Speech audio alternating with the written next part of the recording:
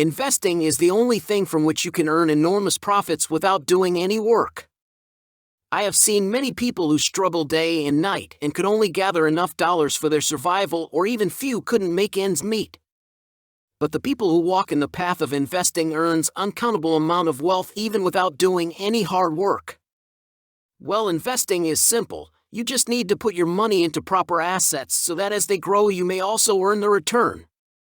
And in this video we will be telling you the 10 best investments that will make you a millionaire very quickly.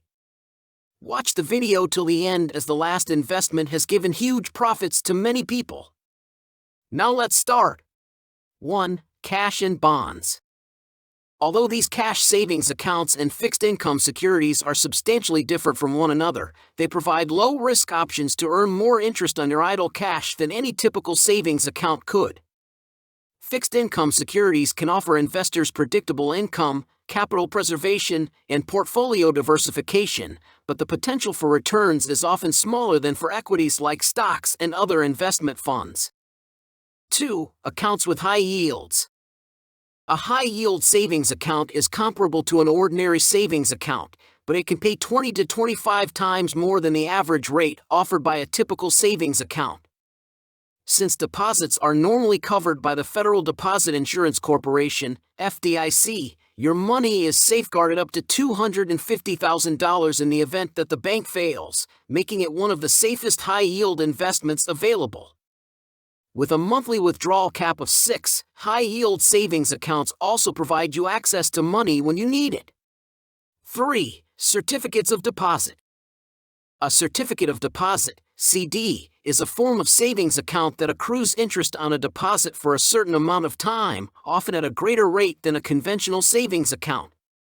The term length, or the amount of time the money must stay in the account before you may remove it without incurring fees, determines how CDs are constructed. Term durations might be anywhere from a few months to 5 or 10 years. On the risk spectrum, CDs are regarded as secure investments, and deposits are FDIC insured. Nevertheless, the increase and fall of interest rates limits your ability to earn. When interest rates rise, you can lose out on higher earning potential since your money is locked in for the duration of the period. So that you can reinvest at greater interest rates in the future, it makes sense in this situation to choose a short-term CD. Do subscribe our channel and also press the like button to know more assets to invest in. 4. Series I bonds. The United States Treasury Series I bonds are a low-risk savings option. They bear interest for up to 30 years at a set rate that is inflation-adjusted, which means that the Treasury additionally pays an inflation rate twice a year in addition to the base interest rate. Based on the rate of inflation, that extra rate is applied. Series I bonds, which are available for yearly purchases of up to $10,000, will pay interest for up to 30 years.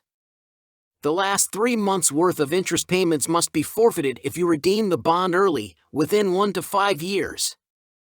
The bond can be redeemed without penalty after 5 years. 5. Money market accounts. Another sort of interest-bearing savings account covered by the federal government is the money market account. The only difference between them and a CD or high-yield savings account is that they provide you more options for money withdrawals, however you can only make 6 each month. For individuals looking for a low-risk investment with ready access to cash, money market accounts are the ideal option. Similar to high-yield savings accounts, they are effective as a short-term savings vehicle for upcoming expenditures like a car or for accumulating an emergency fund. 6. Dividend stocks. Dividend stocks combine the periodic income of bonds with the higher growth potential of equities. A dividend is a percentage of a company's earnings that is distributed to investors, often once every 3 months. While dividend stocks may be profitable for all investors, those who need income immediately yet have the patience to hold their investments for a long time tend to choose them. 7. Government bonds. When you buy a government bond, you're effectively lending the government money, which is then used, for instance, to finance infrastructure projects or pay down the nation's debt. A bond is a fixed income asset since it is issued with the promise of paying the holder a certain amount of interest each year. The bond's principal is returned to the investor when the bond's tenure has ended. Being fully guaranteed by the U.S. government bonds are among the least hazardous investments available. Because of this, the returns aren't nearly as great as those from other assets, like stocks. Government bonds by themselves probably won't help you reach your long-term financial goals, like as funding your retirement. 8. Dividend-paying ETFs.